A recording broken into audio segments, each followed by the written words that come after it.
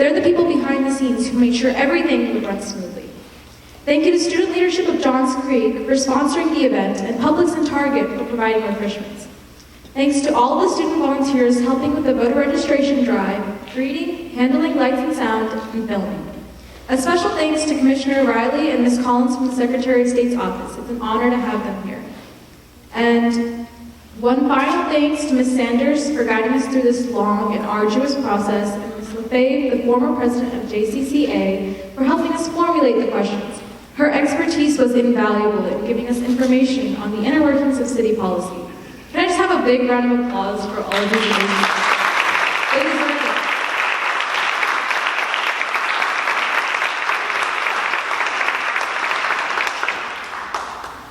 This debate is unique in that it is completely organized, moderated, and timed by students. The student leadership of Johns Creek Secretary of State Ambassador's mission is to promote civics and voting, and these 9 students have poured in much time and effort to make this debate happen. The moderator for Post 1, who will be asking Councilmember Zaprowski and candidate Yang, is Olivia Logan.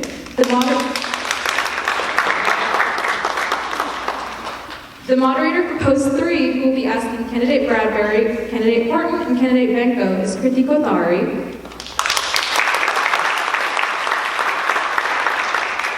The moderator for the mayoral debate, who will be asking Mayor Bodker, is Caroline Custis. Candidate Marchetti is unable to attend due to a business trip. He tried his best to be here, but was unfortunately unable to reschedule. The moderator for Post 5, who will be asking Councilmember Andres, is Sarah McWhirter.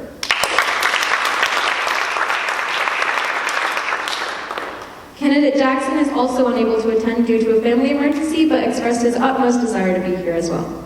Our timers tonight are Adiba Dutta, Caitlin Jung, and Anirudh Gupta. The photos, videos, and Facebook live stream are all courtesy of Nathaniel Alamayu. Can I get another round of applause for these amazing students?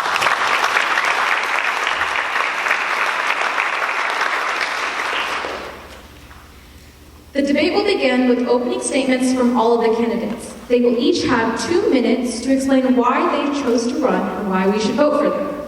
Then each candidate will be given a question for which they have 1 minute to answer.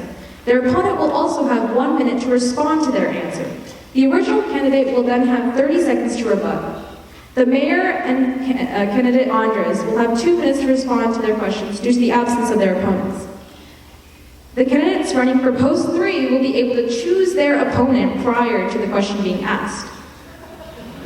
Yeah. Challenge round. Okay.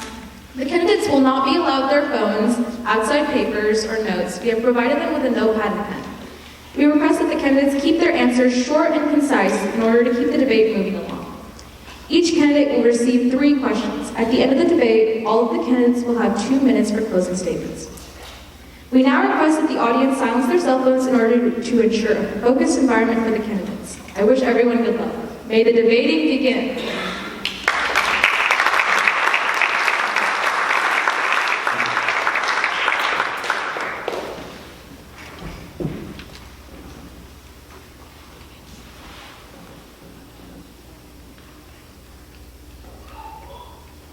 Candidate Yang, you have 2 minutes to do your introduction. Hi everyone. Can everyone hear me? Hi everyone, I am Fisher Yang, and I am a longtime resident here. I have been part of Johns Creek Alpharetta since 1989. And, I've watched the city grow, I've watched the city prosper, I've also watched the city kind of go off track. And one of the things when I walked around, I've asked, watched the city, one of the things that really impacts us quality of life has been traffic. Traffic is a major issue. But the other issue is we also have development. So it's development, we continue to develop, yet we complain about traffic. And traffic is an issue that we have that we need to resolve. And I'm going to be laser focused on that. I'm also someone that wants to engage, wants to listen, and wants to value every resident here and and represent you guys. That is what I really want to do, is to focus on traffic, development, and also the infrastructure and services that we can provide for our residents here.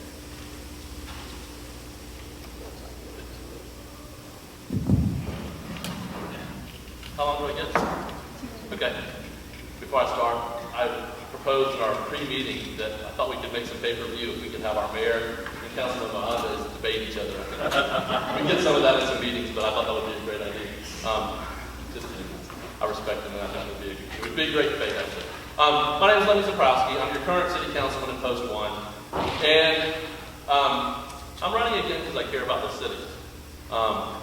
In past debates, I get a little emotional, so I'm going to try not to do that tonight, and I make fun of myself a little bit. But I really do care about the city. When it was time to run again, I had to really consider what that meant, because this job takes a lot out of it. It's a great job, but it takes a lot of your time. It really does. You have to be prepared. The level of council members on our council these days has risen since I've been on the council, and if you're not prepared, you'll get eaten up out there. And so I really applaud my fellow council members, and it takes a lot of time to be a productive council member. In addition to that, there are things outside, such as Eagle Scout ceremonies, new business opportunities, going to residence meetings. It takes a lot of time. Luckily, I have a great fiance that is supportive of me. See her out there. There I go again. This day of telling him that I am a former United States Marine. And he looks me up and down, zeroes in on the belly, and he says, "Really?" I said, "Yes, sir." And he says, "Oh, you're serious?" I said, "Yes, sir." I don't have the body of a Marine like I used to, but I do have the heart, and I do have the commitment to service of a Marine. And I believe that we are at a crossroads in Johns Creek. I think that when we incorporated, we weren't really trying to build a big city. We were trying to protect this community. I'm a fighter. I'll fight to make sure that the quality of life in Johns Creek is protected. Thank you very much.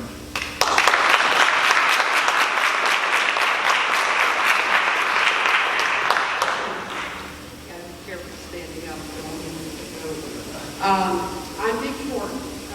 I've been a resident of the state of Georgia for about 20 years. I'm from Ohio.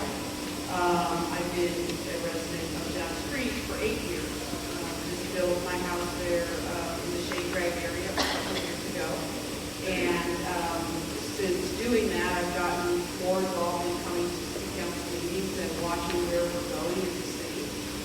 And it hit me probably 6-8 months ago that I really should make sure that I get involved, and I think that the council really is the way to do that because of my direct experience that I have in working for 25 years across the country, helping mayors, city councilmen, and women, city managers, and just in general elected officials figure out what to do with their cities as far as land use, as far as road, transportation, all of those things. And I also help companies make decisions on where they should locate their operations. I've done that for 25 years. And in that time, I believe I've gained a lot of very valuable skills that will help us as a city as we go from being a startup city, which we have been for a while, into being a more mature city. The issues that we have 20 years in, 10 years in are very different than the issues we had when we started. And I have direct experience in knowing how to help with that, how to lead through that, and ideas and best practices, if you will, from all over the country. So I'm happy to be here. I thank everyone for putting this on. And if you like what I have to say, I'd like to have your vote. 10 minutes from now, could you please keep the mic a little closer to your mouth to ensure that the audio quality is good? Might get a little loud.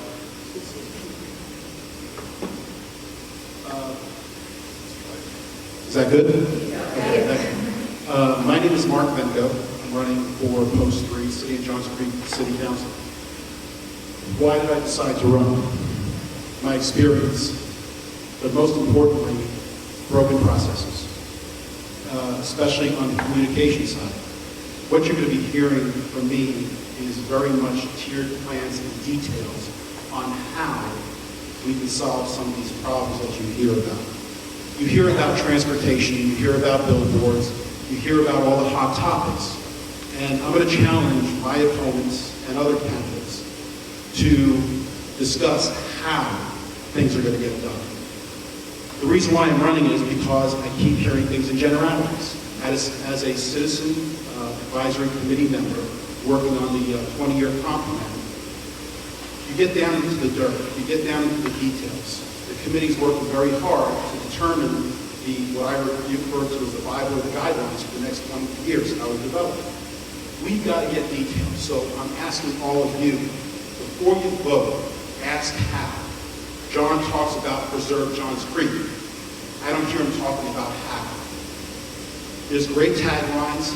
You hear Isher talking about transportation. Ask how. You want to know why we don't have 50 people or 100 people as city council members? Ask why, ask how. My plans are going to be detailed. With 30 seconds left, you're going to hear terms like homeowners' bill of rights. That's not to talk about what paint color the city's going to tell you that you got to paint. But what it is going to talk about is going to be talking about term limits for HOA board members. It's going to talk about transparency. Where I'm from St. Ives, our monthly board meetings are closed. We get one annual meeting a year. I'm focusing on communication. You're going to hear me talk about residential nodes, commercial nodes, and how that all ties together. And the requirement that for the residential nodes, that city council members would be required to attend these committees on a monthly basis. Candidate, your time is up. Thank you. Yeah.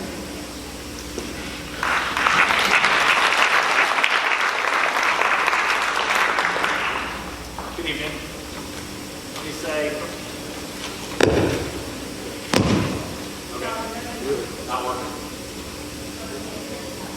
Okay. Good evening. I'm Mayor Mike Bodker. I've lived in Johns Creek since December 31st of 1998, and I've been serving the community since about April of 1999 continuously. Hope they're keeping track of the time. Woo! So like Lenny, I thought long and hard about, did it make sense for me to run for what will amount for either I'm in it right now, if you don't vote for me, or if you vote for me, what will be my last term as your mayor. I'm prepared to pack up and call it a day at the end of those 4 years. I'll be doing that on December 31st of this year. Why? Because I do think that real leadership and real experience leads to real results. And I think we've gotten some great results in the last 11 years. Not everything we wanted, and everything didn't necessarily go our way. I'm focused on 4 major areas in the next 4 years if you give me the opportunity to earn your vote. 1, the T-SPLOS. More than 50% of those who voted approved the T-SPLOS. And it's my goal to ensure that we can improve the roads, but do it in a way that preserves our residential character. It can be done. We also have to recognize that long term, the reality is we cannot fix this problem by widening roads and improving intersections. We have to get out of our cars. So I also want to work on a longer term plan for figuring out how we use autonomous vehicles and some form of transit where it makes sense and wanted by our community to work on the road. Second, the Parks Line. I want to make sure that we implement the Parks Line in a way that is important and meaningful to those who live closest to it and those who live away from the parks. Third, make sure that the comp plan reflects your desires. And finally, fourth, making sure that we stay on sound fiscal policy and implement our city hall the same way with sound fiscal policy and make sure that eventually we get that town center that we're all looking for. I hope to earn your vote. Thank you so much.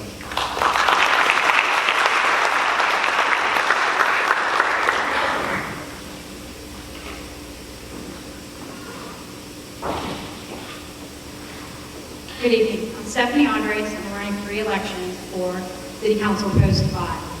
I do want to thank Student Leadership Johns Creek for hosting this. This is a great opportunity for candidates to be able to come as a group to you, and I thank you so much for coming, because I truly believe that this is a job interview, because I report to you, I work for you. And 2 years ago, I came before you, and I asked for your vote under a platform of fiscal accountability, preserving our residential community, particularly through the comprehensive land use plan, and and by making a government that's stronger of the people, for the people, and by the people. And I'm happy to say that in the last 18 months, we rolled back the millage rate, like I promised. I cut back, was able to work and eliminate unnecessary spending of $1 million. It looks like we're going to have something similar as well in 17 this year. I stood by the comprehensive land use plan in zoning cases, and today residents now have a strong seat at the table to have their voices heard for items that affect them directly, their HOAs, as well as citywide. We're now having town halls and direct meetings about road projects. Individuals are able to meet with staff and be receptively heard for operational improvements like at Medlock Bridge with Grove Point, that entrance right there at 141. And because of the feedback that I received based on the last 18 months, I'm running for one 4-year term to continue to do this good work. When I came to you 2 years ago, I wanted to take the city from a startup city to getting it into implementation mode so it could be stably set up for years to come. And that's the work that we're doing right now. So I'm here to ask for your vote. I thank you again all for coming. And if you have any questions afterwards, I'll be here. Please let me know. Thank you so much.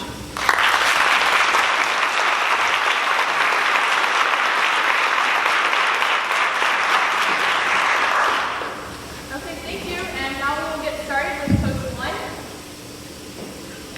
So, candidate Yang, your question is, with the growing trend of zoning creep, how would you address the resulting traffic congestion in terms of zoning locations and the comprehensive land use plan? What solution would you recommend and how would it work? I didn't hear you on the first part. Can you repeat that? With the growing trend of zoning creep, how would you address the resulting traffic congestion in terms of zoning locations and the comprehensive land use plan? What solution would you recommend and how would it work?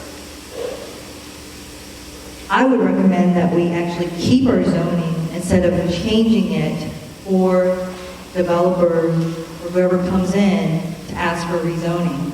If we keep it with our zoning that we originally asked for in the original plan, if it was agriculture, keep it agriculture. If it was zoning R1, don't zone it to R4. Don't zone it to R8. If we can do that, we can keep. If they can't make money, if the developers can't make money on it, then they can't make money on it. And someone else will find money to do it. Someone else will find a way to do it, and they will. But if we can keep our zoning the way it was, our traffic won't get impacted. You know, the more we develop, the more we impact the traffic. And it all boils down to development and traffic. Okay, thank you. Councilmember Zukoski, you now have 1 minute to respond. Okay, the problem with this one is we do have zoning creep, so we can't leave it the way it is, unfortunately. That's why the comprehensive plan update is so important. I'm a member of that. What this committee is trying to do is lock down premier residential veteran community that we are. This committee has said, hey, in the Newtown area, it's only going to be 1 to 3 units. No townhomes, all single family. In the upper end, 1 to 4 units. So they are locking down a premier residential community and keeping it that way so we won't have creep in the future. The next part of that is, are there areas that could be developed? What the problem is what do we want that to be? We got to decide that as a community. For example, if we have a dead shopping center, is there something that could be to help our community? And we're trying to do that. We can limit what is put in there, such as flats, things like that, so it's not an apartment or whatever. We have to decide that as a community. But doing that will help the traffic. We have a bad traffic problem, obviously, so we don't want to make it worse. But this comp plan is very important to stop that. And that's why this is such an important document for us. Candidate Yang, you have a 30-second rebuttal. Just want to make clear, aren't flats also apartments? And also the fact that we went from low density, mid density to high density. Our low density is R4, which we consider high density right now. So now you're adding low, medium, and high, which make it even more dense.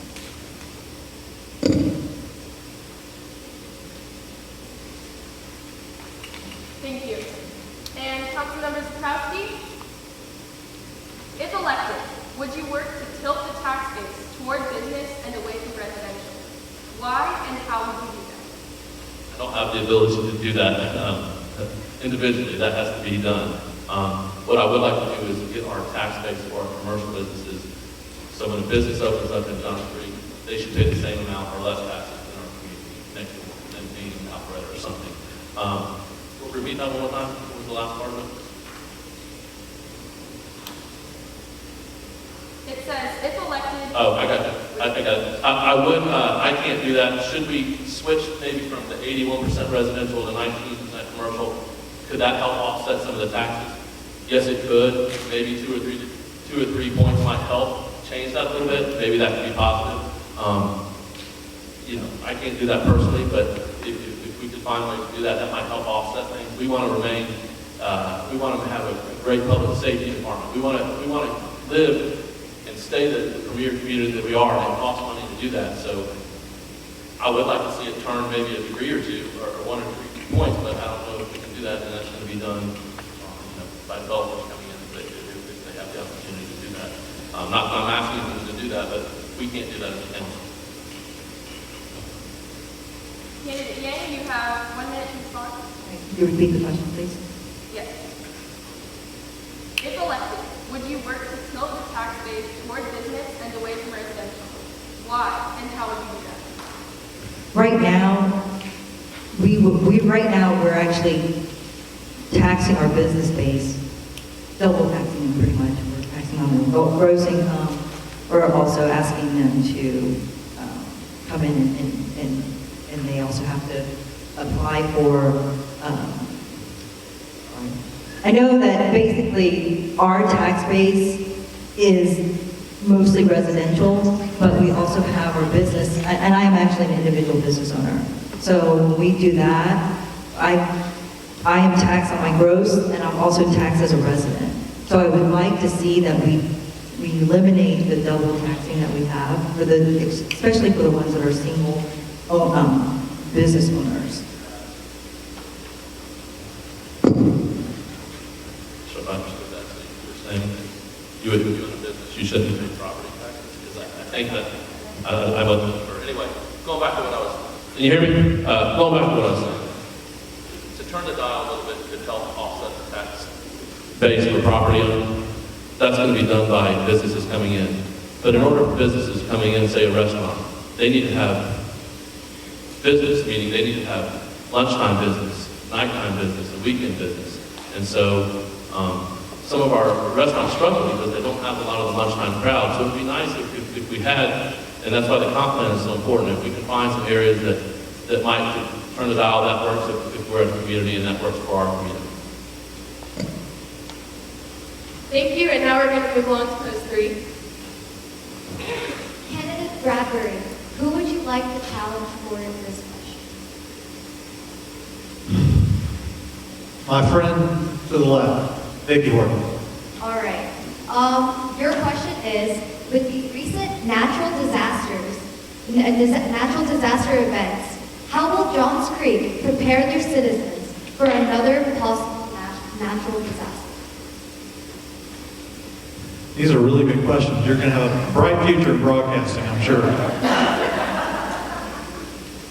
Well, first, our hearts and prayers go out to the people in Texas and Florida. And, believe it or not, we actually saw a small effect right here in Johns Creek from that. There was a story on Nextdoor about how there was a guy that had his air conditioner stolen. Apparently, the air conditioners were getting flooded down in Florida and Texas, and so they were looking for other units, and they came up at the Matlock Bridge and got a unit for free. But anyway, to answer the question, I think that the network of communication that we have through Nextdoor, social media, even the text alerts, that is one of the biggest things. I think that the city should be applauded in that they did a good job of communicating what was happening, the regular updates, and so I felt very secure knowing that. Thank you. Candidate Morgan, you now have 1 minute to respond. Okay. As far as preparing for natural disasters here, it's a little different than what we would need to do, say, if we were in Florida or Texas, obviously. But the good news is we actually have a structure in place at the federal level as well as the state level. The knowledge of knowing that there are a lot of resources, well, not just with FEMA, which is one group we kind of all have heard about, but other areas of divisions, even EPA has certain opportunities for coming back from natural disasters. So being able to have that knowledge and share that with our residents, and then be out there, be out there as council members, the mayor, whatnot, to try to help people both planning ahead as well as, in case it happens. Candidate Bradbury, you have 30 seconds to rebut. Well, I think that the responsibility of each of us as individuals to make sure that we are prepared, whether it's with flood insurance, if that's what's required, and certainly there are other things, there are disasters beyond just natural disasters, whether it be terrorism or things like fire. We have got to make sure that our police, our fire department, and our other first responders are always up to the task, and luckily in Johns Creek we have the best. So thank you. Candidate Gordon, who would you like to challenge for this question? I'll just go down the line through my buddy here, Mark. All right. Do you believe the city can cut expenditures without sacrificing services? How would you recommend accomplishing this?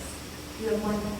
Yeah, I think that's a great question. I do think the city can cut the budget without sacrificing services, but I think we need to look at how we're dealing with providing those services today versus how we might want to do it in the future.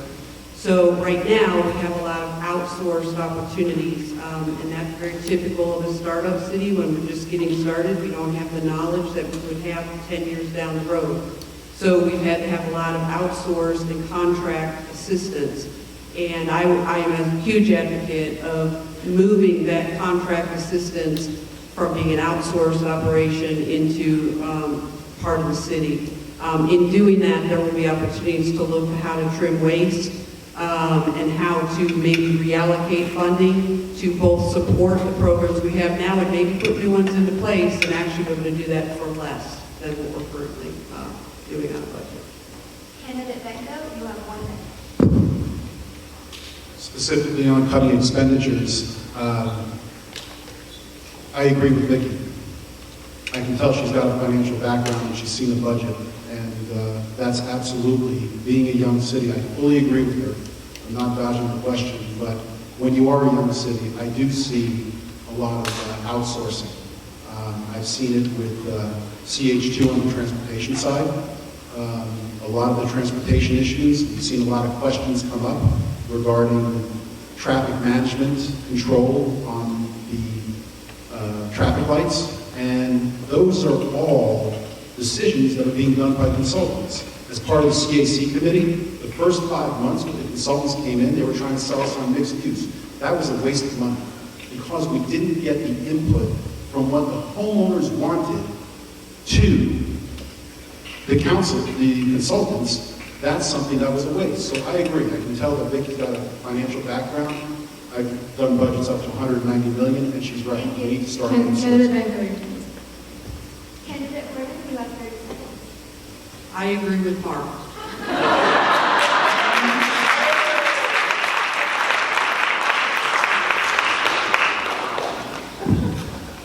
Candidate Benko, who would you like to challenge? Mr. Bradbury. Okay. Johns Creek recently acquired 163 acres along the Chattahoochee River. What is the appropriate mix of active uses, such as athletic fields, versus passive uses, such as trails and open space for this land, and why? With that much of an investment, we've got to find a right balance. I might have a different opinion than my opponents, but I look at it as we are a residential community.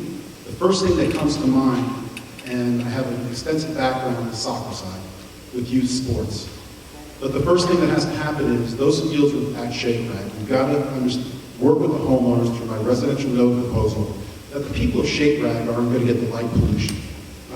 Spending that much money, those fields, there are going to be fields there. There should be green space. But we've got to do it in a way that is not supporting tournaments, but there's a revenue potential I also see for the local community. We need to be the Johns Creek exception, and I propose that we be the exception for youth sports and show what we can do with our youth. The fields are important. I believe that the revenue potential could also counter any tax increases in the future, and I'll talk more about it later. Candidate Bradbury, you have 1 minute to respond. Okay, thanks. So, the Collie Creek and Quail Hollow property, beautiful land. Very glad that we were able to get that. This is maybe an area that is more divergence between Mark and I than any other topic. Mark was in favor of the idea of a sports complex, or at a minimum, maximizing the intensity of the activity for the maximum number of fields, so that we could draw in people from outside, all over the southeast into Johns Creek to drive revenue. I believe that we have to focus on quality of life for our residents. So my standard is, let's have the number of fields for our residents' use, our student athletes and their families, no more and no less, and let's let the rest of it be passive. And I want to make sure that that area is for the benefit of the community and not at the detriment for Bell Road and Shake Rag area. Candidate Benko, you have 30 seconds to rebut. Having control of the fields is imperative, that we don't outsource it to a Concord Flyer, to an UFA, to an ambush. My son has been playing soccer, we've been members of that.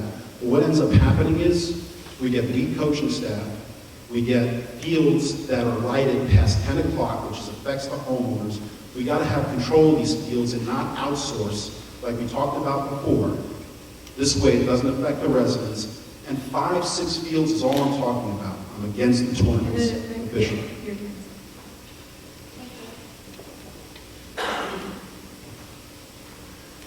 Mayor Barker, as of 2017, Johns Creek is third on the USA Today list of best cities to live in. What do you think made this possible, and what do you suggest we do to become number 1?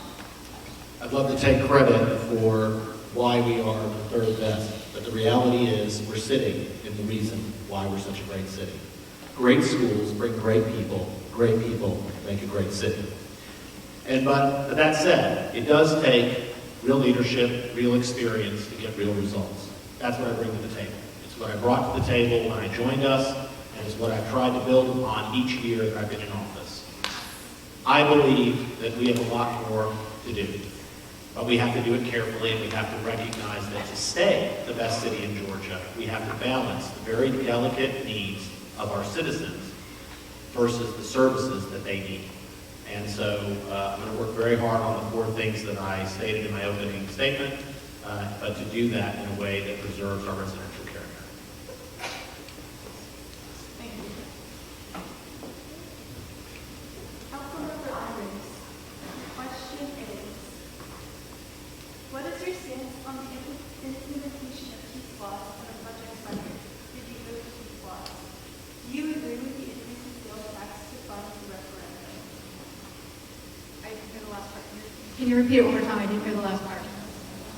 Do you agree with the increase in sales tax to fund the referendum? We can't. The whole thing, please. What is your stance on the implementation of these laws and the project funding? Did you vote for these laws? Do you agree with the increase in sales tax to fund the referendum? So I'm going to read it back to you, make sure I understand. You want to know what I believe is the implementation. Did I vote for it? And do I support the source for tax? That's a source. Okay. So the implementation is going to be interesting because as the process went through, the council was required to vote and make a decision to participate in it before we could look at a list or have any information. Plus, an agreement with Fulton County was provided to us that had, let's just say, some negative things that basically, if Johns Creek didn't participate, yet it passed in the county, we would be charged the tax without being able to get the money. And so I had a strong concern about that because from my perspective, I don't appreciate our residents being threatened to have to participate in an agreement with the rest of Fulton County. So as a result of that, I did not vote for, as a council member, the T-Splosh tax. I also made a commitment when I ran that I would not support any tax increases. And to me, that was a direct tax increase. Even though it goes on the ballot, as a candidate, if I'm going to stand here and tell you that I don't support tax increases, then I would be lying to you if I said, but if it hits the ballot, it's okay, because why would it come to us to put on the ballot if not for us to state and to support our residents as to whether we support the tax?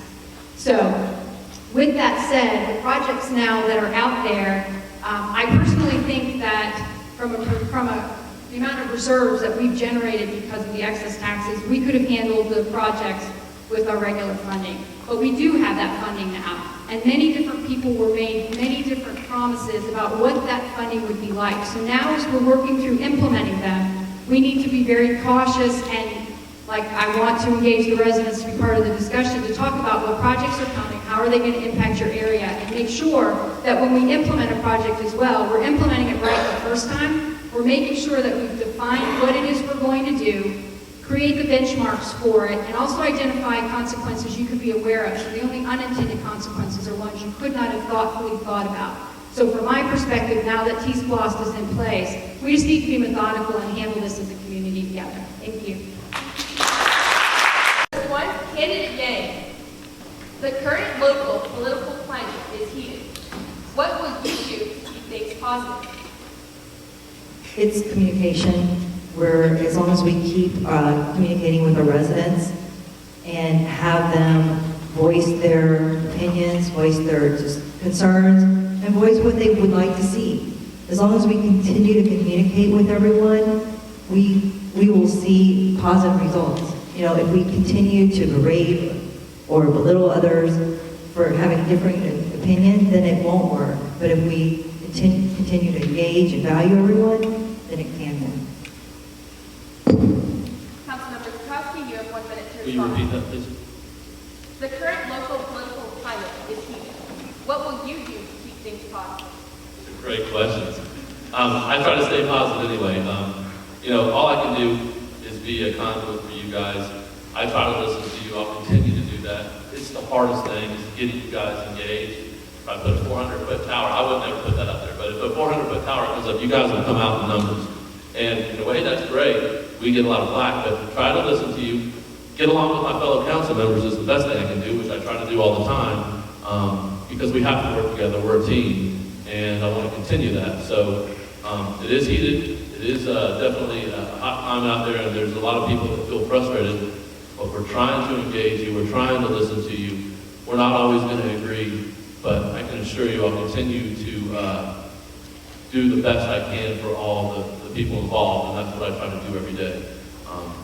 This is a humbling job. I'm trying to represent you guys, and it's not always easy because there's always divided opinions, but just try to remain positive and stay calm.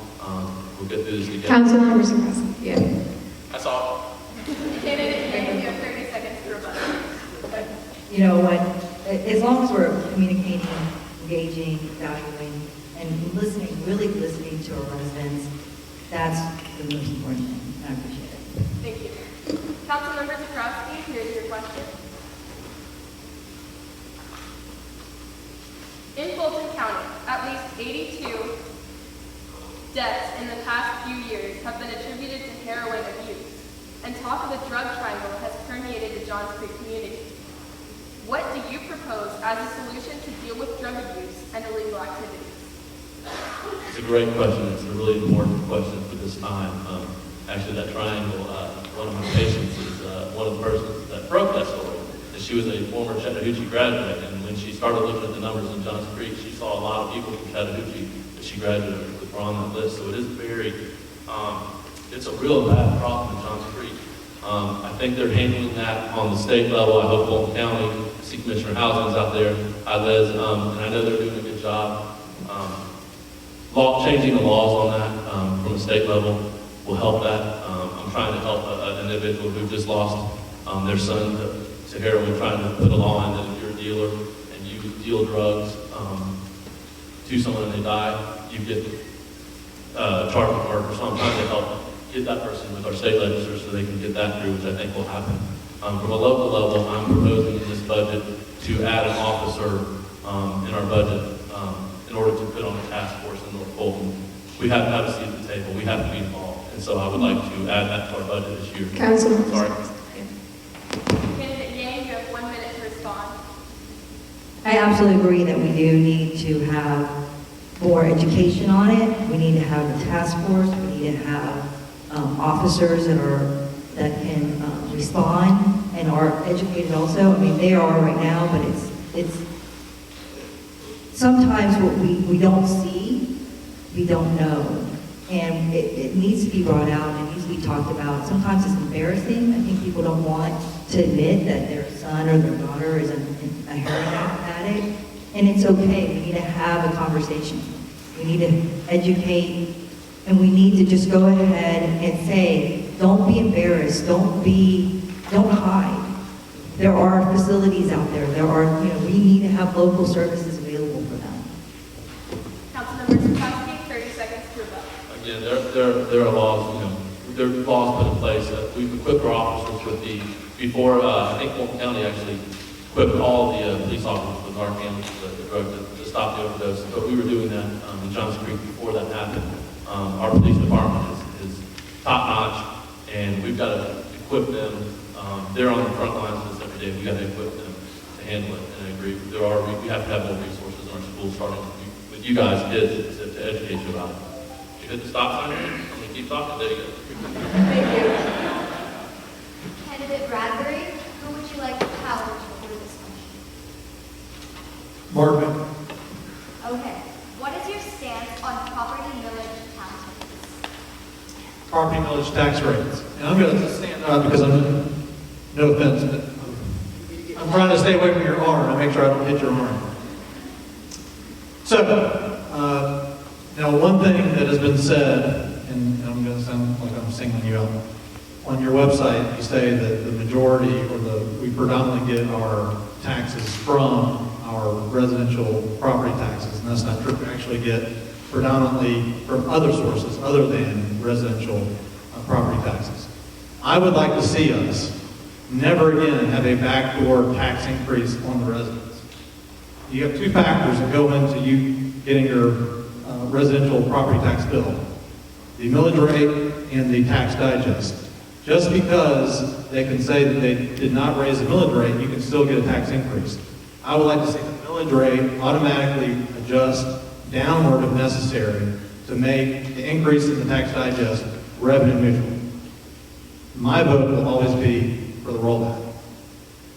Candidate Benko, you have 1 minute. No, I would not support tax increases. I wouldn't support an increase in the millage rate. But there's other ways that we have to think out of the box as far as I mentioned before, bring in what I'll refer to as revenue from alternate sources. Whether it be more heads and beds. The city just approved, I believe it was a $50,000 feasibility study for a arts and performance feasibility study. That's something that is potential heads and beds can get us more revenue. So this way we don't go after, have to increase millage rates. I mentioned the parks. If any of the parents here have paid registrations for football, soccer, or baseball, we're talking $1,500 a year. You have 1,000 players, you're talking $150,000. There's a huge potential with that, with the investment we're making on the parks. I see that as another way to offset any type of tax increases. But again, those type of deals will just be for us, residential use. Candidate Bradbury, you have 30 seconds to rebut. Just regarding trying to prime the pump for getting more commercial base, that commercial base is going to grow organically. We're going to have development. I don't think that we should be trying to achieve some of the goals that I've heard stated in the economic development plan, which is to go from 20% commercial to 40% commercial. I think that we need to preserve a goose that lays the golden eggs, which is our premier bedroom community. We get good taxes from beautiful homes. Candidate Bradbury. Candidate Horton, who would you like to challenge? I think I'll take John's. There are currently 4 business tax models in play. What business model do you think would be the most successful to help grow Johns Creek's economy? Which one or combination of any would you prefer and why? Okay, give me that one more time, because I want to make sure I'm answering your question you're asking. There are currently 4 business tax models in play.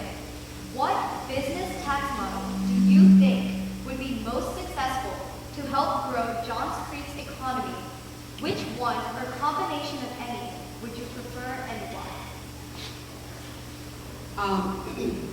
Just stepping back from a business tax perspective,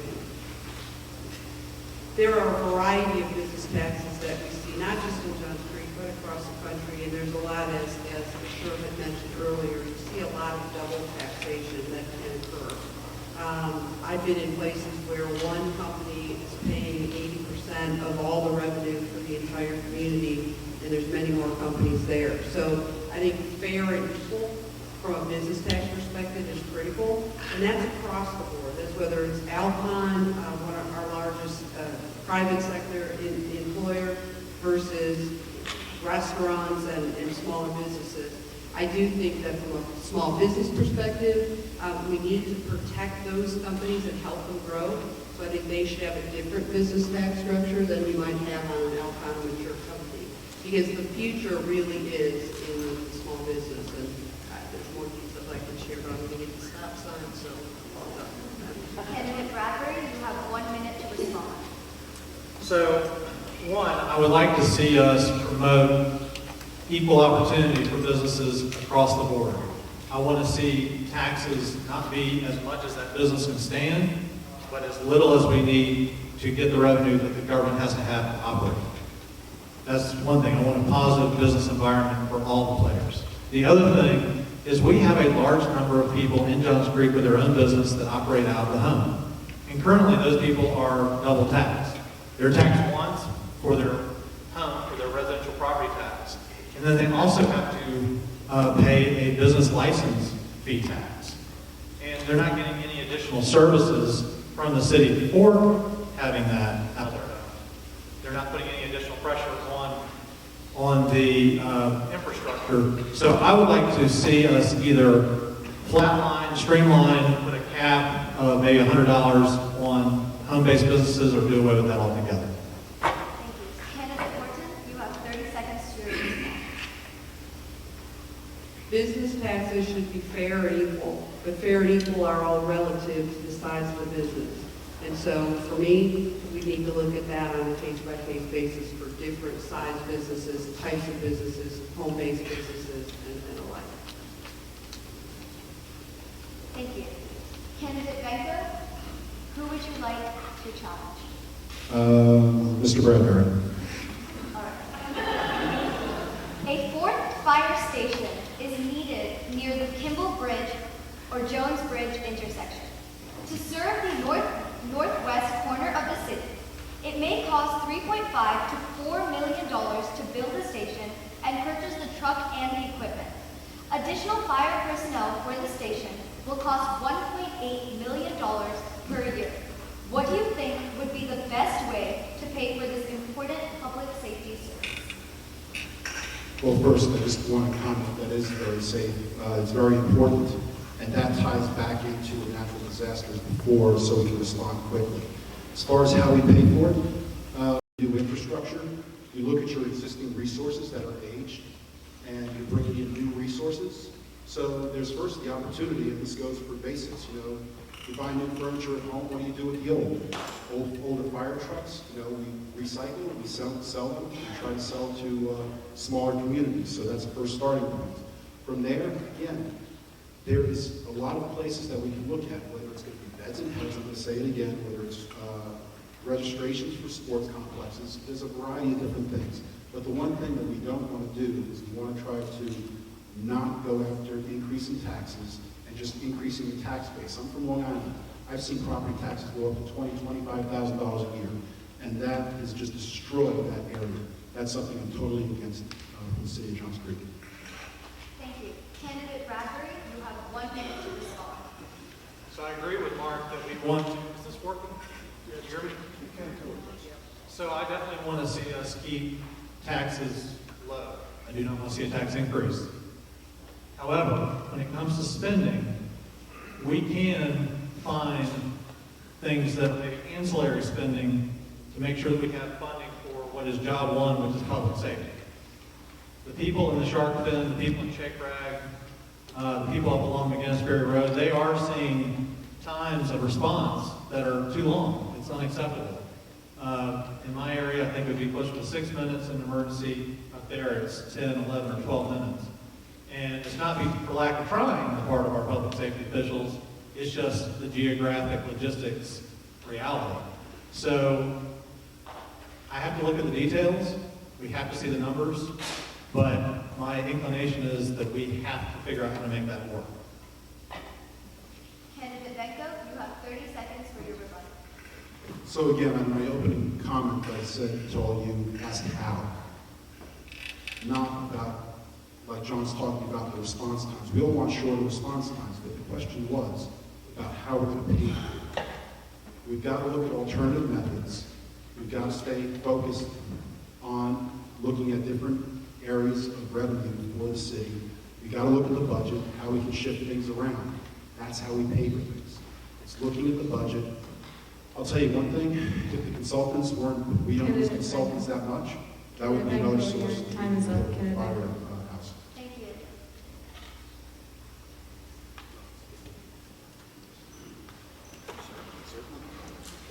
Mayor Barker, the city charter was recently reviewed and changes were submitted for legislation. Term limits were not included in the proposed changes.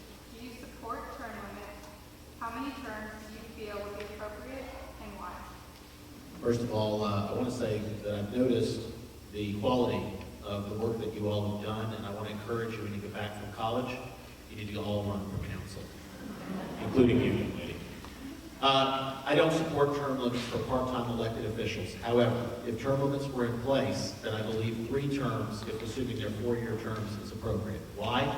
Because what I found in my own experience is at about the 7-year mark is when I had developed the level of relationships outside the city that allowed me to influence the kind of policy changes that we may be asking for from inside the city. So whether it be state officials, or the governor's office, or federal officials, those relationships are key to get the ball moving in whatever direction the council chooses. And so if you have an elected official that's bounced at 8 years, in my experience, by the time they've developed the relationship they needed, they're basically leaving office. If I'm elected for this final term, for me, I will serve 3 full terms and the partial term that we needed to get to staggered terms. So in general, I think if it's a full-time elected position, then term limits make all the sense in the world because they limit people from seeking it for the money.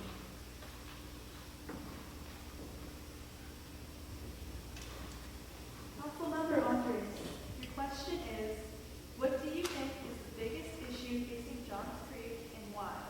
What would be your approach to this issue and why do you think that would work? Okay, let me just read back the question. So you asked me, what do I think the greatest issue to Johns Creek is and why? And what would my approach be to solve it and why? Okay. I think the largest issue that's affecting Johns Creek right now is the review of our comprehensive land use plan, because that changes or sets up the schematic for what Johns Creek is going to be for another 10 years. So we started this process a year early, and there's a group that's been looking at it, and it's critical that residents get involved in the process because it's going to establish the zoning map of what our city is going to be. So why is that important? Because that's what's going to create our identity. That's where we're going to be able to have new development, redevelopment, and this will be the roadmap for that. And it also entails, as we've asked for it to be with it, the transportation plan as well, because we know congestion is a nightmare. And what's critical about the comprehensive land use plan is that from a transportation perspective, there are 3 things that work against us. Number 1, the infrastructure was never put in place to begin with for Johns Creek, so we're constantly trying to catch up. Number two, our neighborhoods are not interconnected, so you only have a handful of arteries to get around. And number three, we're basically a peninsula, because there are only a handful of ways to get over the river. So based on the comprehensive land use plan that was identified, and then the transportation, they go hand in hand.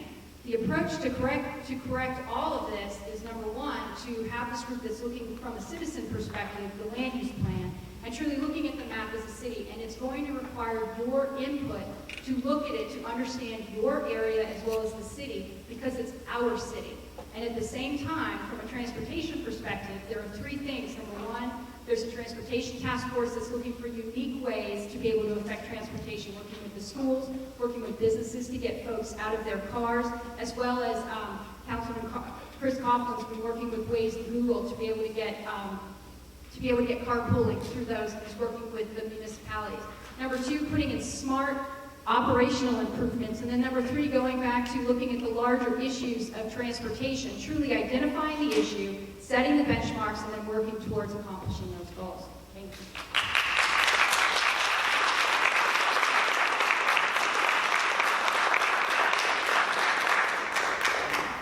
Candidate Yang, there are a lot of empty storefronts within the city.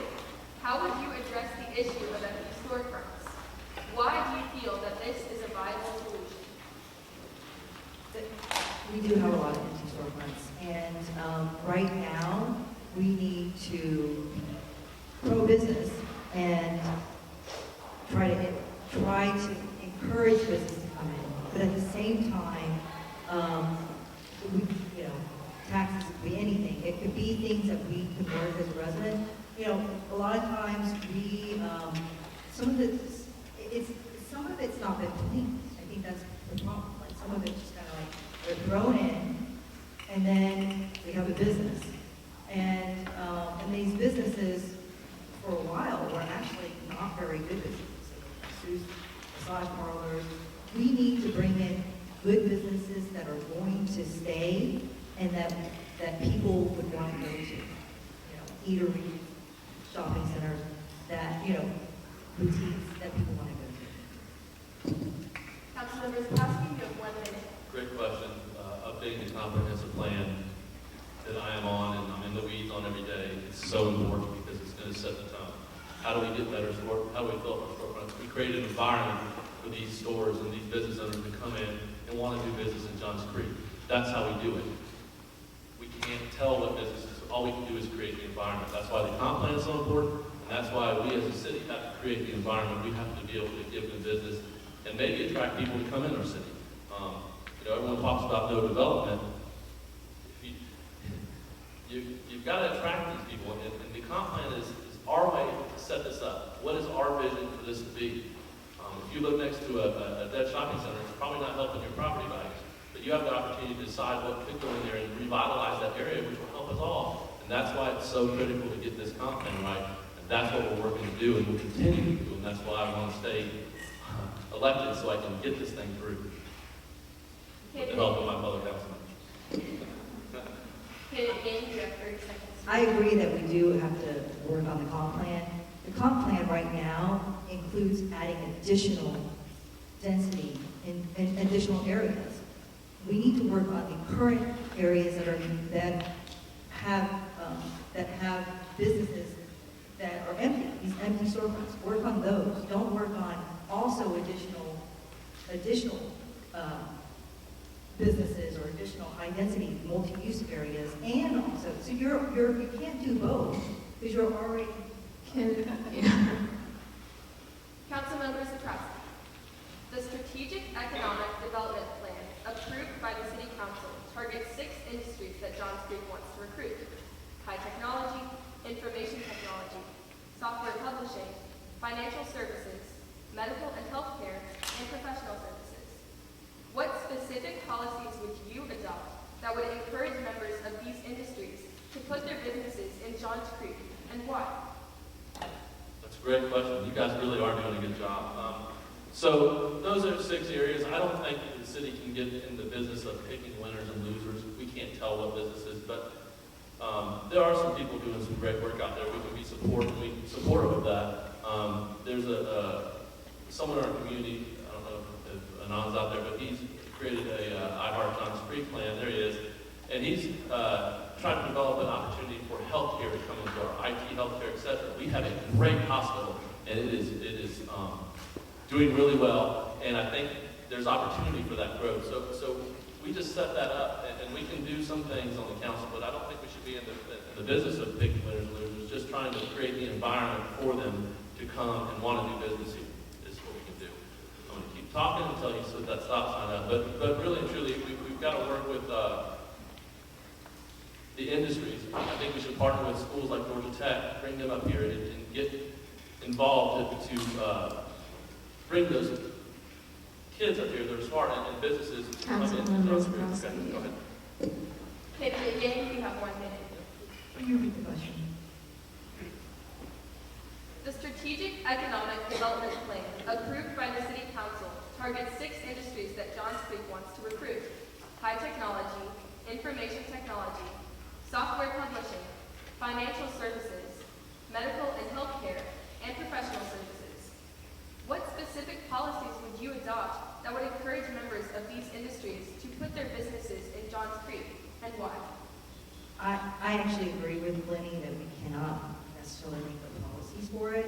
We can implement programs that will help encourage businesses to come in, but I don't think we as council members should be making policies. So I do agree with Lenny on that. Just one update. The reason those industries were picked is where we are situated, we're not on a major highway, so we can't have manufacturing. Those things aren't feasible. So we had to pick these industries, and think about it. We're one of the smartest communities out there, so these are great industries for that. Smaller to mid-sized companies can come here and have headquarters and do business here. We can't probably accommodate. Hopefully we could do some big business, but we can't bring in Google, and we probably don't have the space for that. But these type of industries is what we've targeted because they make sense for Johns Creek, and we can just put the environment in place, working with our Johns Creek Community Association to put that in place. Sorry. Candidate Bradbury, who would you like to challenge for your next question? Okay. In the last 2 years, the ongoing engagement with the public seems to have dropped. How will you create an inviting environment to re-engage the community, to be involved in productive conversations, and why do you think your solution will work? So I do believe that there has been, in the last couple of years, an environment in which there is some level of unease or mistrust. And part of that is, we naturally as Americans don't trust politicians. But it seems like it's gotten a little bit worse lately. I believe that as a candidate here today, if elected, it's my responsibility to make sure when I serve to follow through and keep your trust and do what I said I would do and vote the way I said I would vote. If we would all adhere to that, we would all get back to keeping faith with you, the voters. I think that would engender trust, that would engender confidence, that would make you feel like your voice makes a real difference. And likewise, when we started Johns Creek, I think that we were about trying to protect this community, not build a big city. We need to get back to faith with that original vision, and that will go a long way. Candidate Horton, you have 1 minute to respond. Okay, very quickly, read the question again. Sure. In the last 2 years, the ongoing engagement with the public seems to have dropped. How will you create an inviting environment to re-engage the community, to be involved in productive conversations, and why do you think your solution will work? Okay, thank you.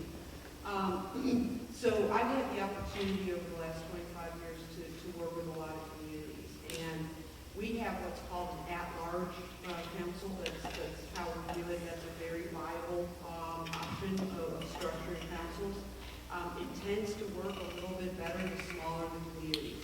As communities get larger, they tend to go to what's called a district model, and then there are some communities that use a hybrid of the two.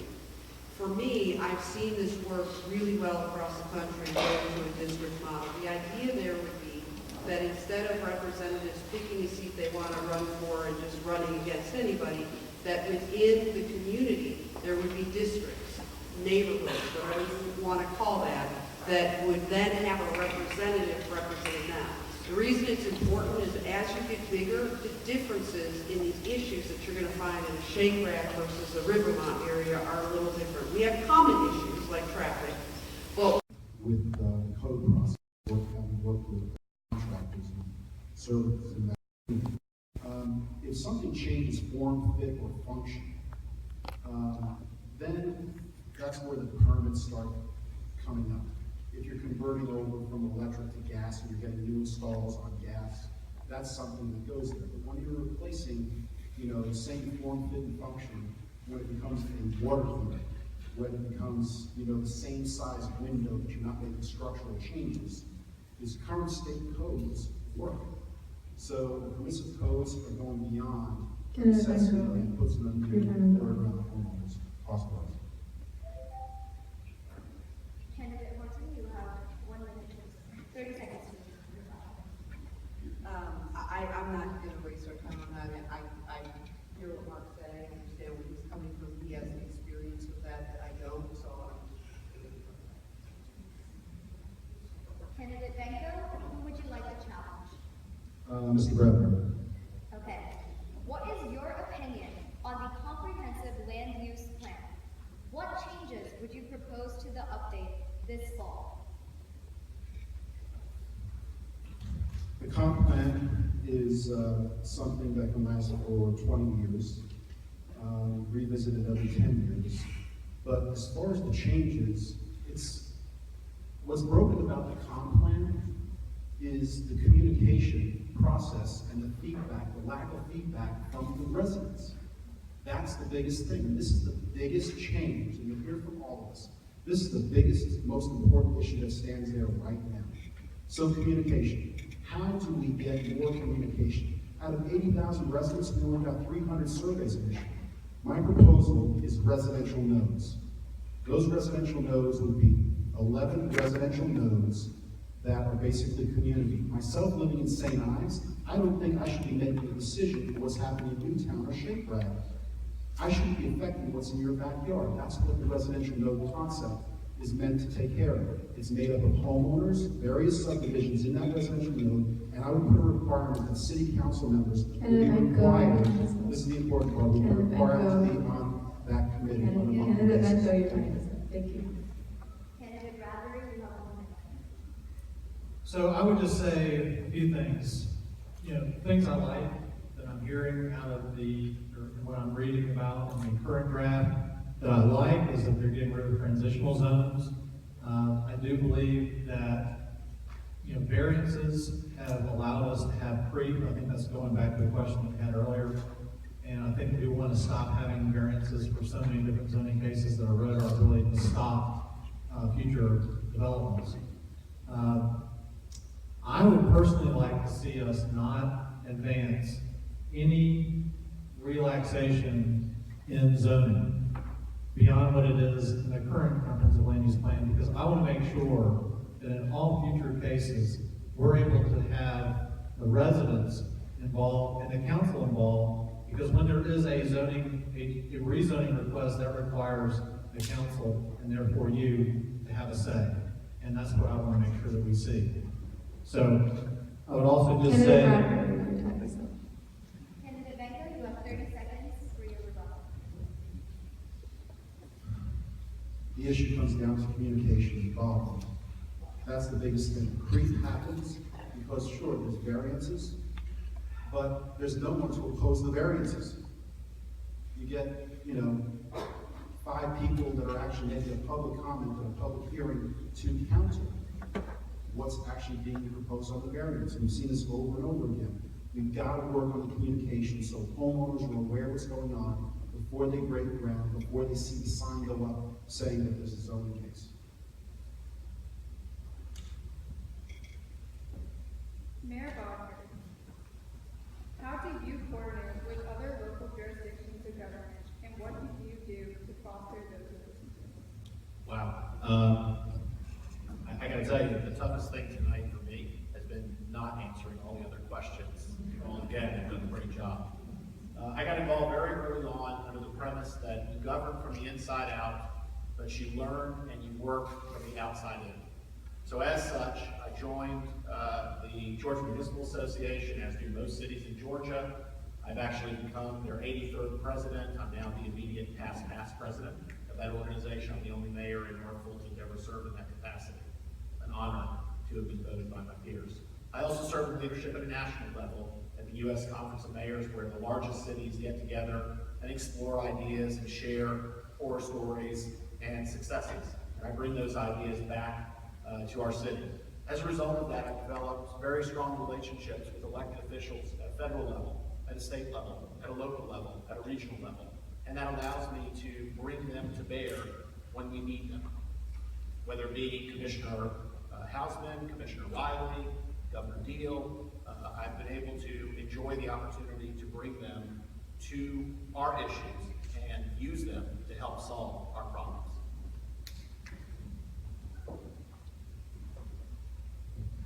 Councilmember Andres, what is your stance in the city's economic development benefits? Should the government's role be limited or expanded? Explain why.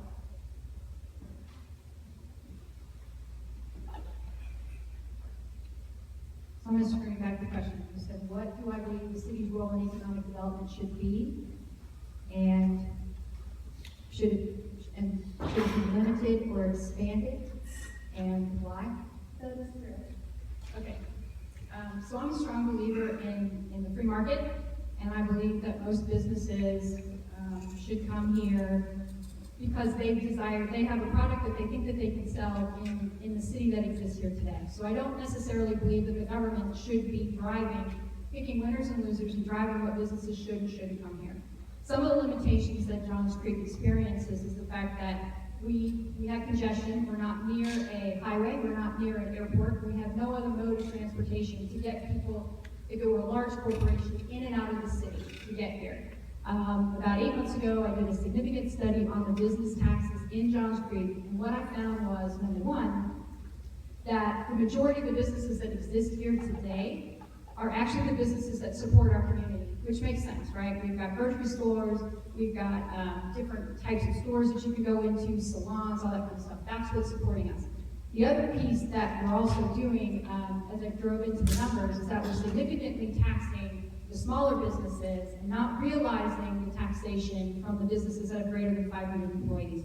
So what that tells me is that these companies may be coming in, but they're not driving the revenue or the tax collections that people are saying they will. So from my perspective, we need to make the infrastructure for businesses to do businesses less. They need to be able to be successful. They need to be able to keep their profits so they can reinvest them back into their business, because that's what's going to drive the ancillary taxes that are charged, like sales taxes, excise taxes, and the like, because as a consumer, businesses don't pay taxes. All those taxes that are fees that are charged on them come straight down to the services and the goods that you and I buy.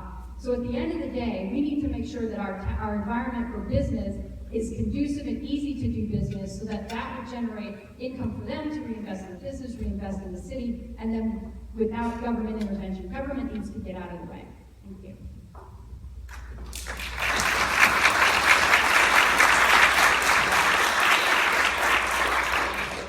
Thank you all. That concludes the questioning period. So, candidate Yang, you have 2 minutes for a concluding statement.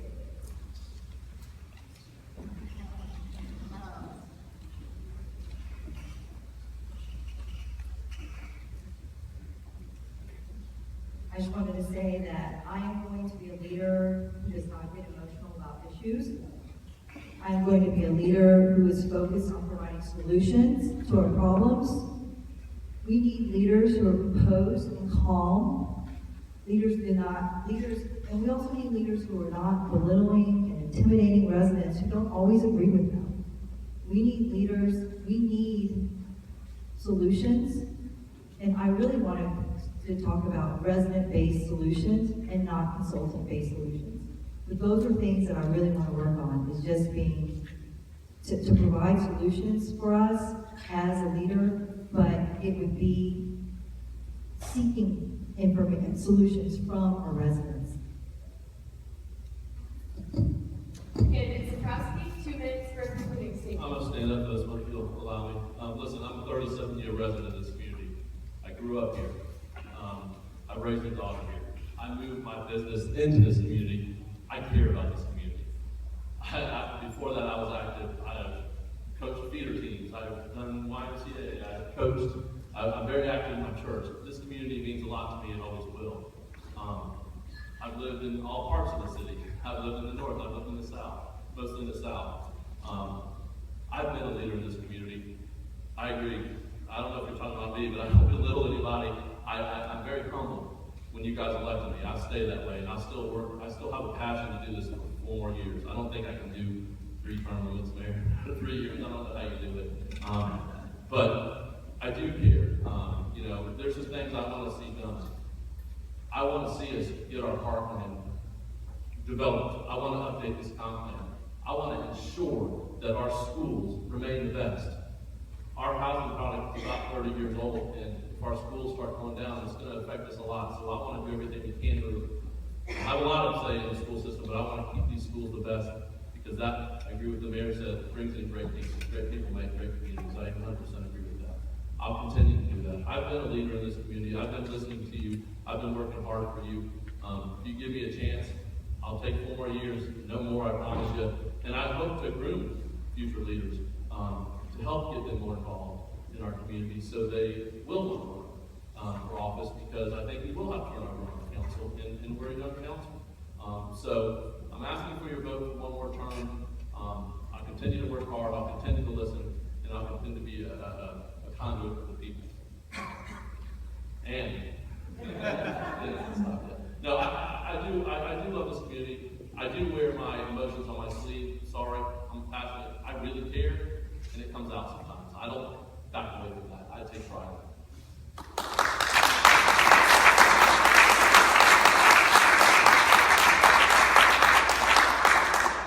Candidate Bradbury, you have 2 minutes for your closing statement. Thank you. And just so that you know, when we're bragging and complimenting you on the really good job you're doing, we're really saying you're making it really, really hard on us as a candidate. But excellent questions. And forget politics, go into broadcasting. You guys are doing great. So I grew up in Sandy Springs. And so did my wife. My wife is here. Thanks, Kristen. I was a weird kid. I was always interested to hear what the adults were saying about politics and government. And one of my earliest things I remember was hearing about how Sandy Springs was really getting the short end of the stick at the hands of Fulton County. And as I got older, I learned what that meant. Fulton County was improving high-density housing and apartments, and they were doing that so they could get higher and higher tax revenue. The problem is that was hurting the residents of Sandy Springs and North Fulton. We were paying a very high cost in terms of quality of life. So, here in Johns Creek, it is true, I started the group Preserve Johns Creek, and it has become a popular buzzword. It has become what just about every candidate that's running for office is talking about, preserving Johns Creek. But I've been working on this for the last 3 years through the JCCA, my homeowner association, and the last couple of years with Preserve Johns Creek. And so we have fought the billboards. We were supposed to get 10, right now we have 7. And that's because all of you have gone through the Preserve Johns Creek website, done Zoom letters, and told the advertisers that you want them to stop advertising. And that's gotten all the way to Clear Channel, and they say, you know what, Johns Creek is probably not the place for us to invest more money. And we have fought against high-density housing with the townhomes at Parsons Road, and that was defeated. And likewise, with the widening of roads, Preserve Johns Creek, we put together Candidate Bradbury, incredible alternatives to widening. your time is up. Thank you very much. You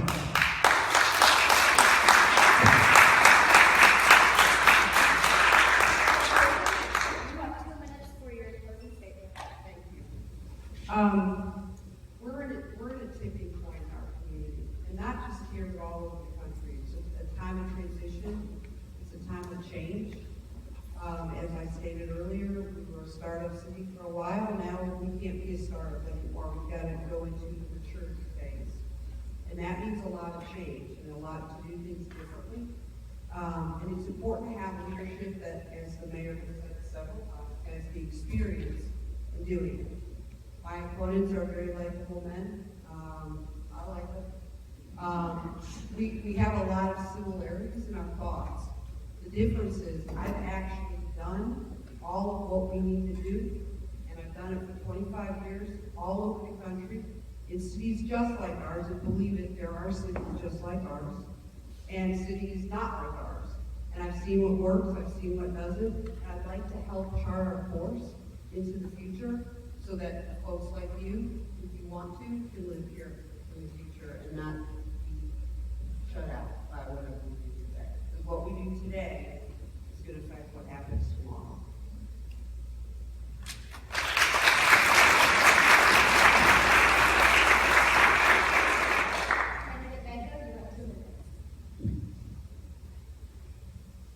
The biggest process that I see that's broken within the city of Johns Creek is the communication. You're going to hear me say it over and over again, homeowners' bill of rights. You're going to hear about the residential nodes. You're starting to hear. I worked on a residential node concept. I proposed it over a year ago on the CNC for the comp plan. You're starting to hear some traction on that. You hear the words districts, things like that. The experience I bring to the table is this year's 30 years of corporate management experience. Why is that important? Because you're held accountable fiscally. You're held accountable for meeting deadlines. You're held accountable for working together. Rhetoric and talking about problems doesn't get us there. Remember one thing, when you go out and vote, whether it's early in October 16th or on November 7th, there needs to be 4 council members in order to get everything passed. Just having one. So it does come down to experience. You should be looking up here and saying, for each post, who's putting skin in the game, who's coming up with the ideas, who's willing to listen, who's willing to gain more traction with the homeowners, who's coming up with ideas on how to communicate with the homeowners. That's what I'm bringing to the table. Vicki talked about experience, she's right, but it's just not the economic development experience that she has. As important it is, she has some of that experience financially. But the problem we have here is communication, homeowner, residential. People are discouraged. 30 people, 25 people, maybe showing up, the same people at city council meetings. We've got to fix that if we want to fix the problems. Whatever the issue you have in your mind, whether it be transportation, whether it be billboards or whatever, ask how. Vote for the person that's actually coming up with the ideas and trying to get better engagement from the homeowners. Thank you.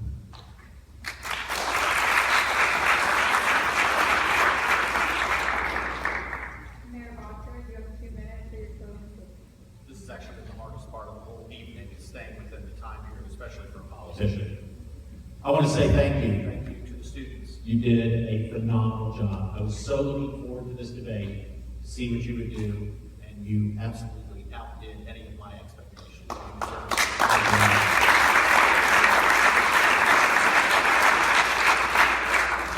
has truly been an honor to serve you for these last 11 years. I love this community. I moved my family before they were even a family to this community, knowing that these great schools would give my future kids a great education. And it has. My kids just started here at Chattahoochee this year, and my 16-month-old will eventually start at Abbott's Elementary because I don't plan on leaving this community. I love Johns Creek. I love our citizens, and I'm asking you for one last opportunity to serve you. I'd like to have the opportunity to make sure that we implement the T-SPLOS road improvements, the Parks Bond, the comp plan in a manner that protects our residential community, but actually solves the problems. And I think that my real experience and real leadership will generate continued real results. I humbly ask you for your vote. I know that I can't convey all the information I'd like to tonight, and I simply say, if you have any questions about anything you hear or anything you want to know about my positions, I simply ask that you ask me. My phone number is on the business cards out there, and if not, you can simply Google my name and you'll find my phone number. It's 404-392-1651. Thank you so much for coming out tonight. I hope you have a great evening.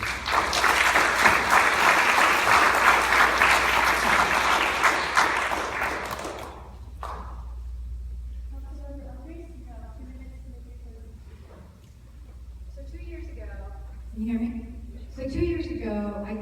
you, many of you didn't know who I was, or you may have had preconceived notions of who I was. And I stood on a strong platform and made promises to you and asked for your vote to represent you in the city for Post 5. And I was sincerely humbled to be elected. And the last 18 months have been a complete joy because of the amount of people that I have gotten to know, developed relationships with, have been able to connect other people in the community with. And I stand here before you to ask for your vote again. I made promises to you that I kept, and the one thing that I will say about myself is if I say something, I mean it. For another 4 years, if I'm elected, I will continue to look at the finances because that's my background as an accountant. It's who I am, and that's just part of my package deal. I will be focused on a premier residential bedroom community because I too bought my house here. Mark and I bought our house when my son Matthew was 6 months old in 1999, and we've been here ever since. And I now have 3 children. And this is where I want to be. That's why I ran. I love this community. But I also believe that the government needs to get back to the basics, and that is to be of the people, for the people, and by the people. And that means it's you. It needs you to be involved in the process, but it means the representatives need to be your voice and act as your fiduciary, fill their fiduciary responsibility to ensure that your interests are heard and met. And I make that commitment to you like I did 2 years ago, and I make it to you again today. If you have any questions at all, please see me after this. Call me, you can email me, because I will always be here to help you and with any issues that you have. And again, it's been a complete honor, and I've been completely impressed by the students here who ran this. You all have done a great job, and you've done an amazing leadership job, because it is hard to rally in these folks. So I thank you all for coming. I thank you for your time, and I look forward to the rest of the campaign season. But thank you so much, and I ask for your vote.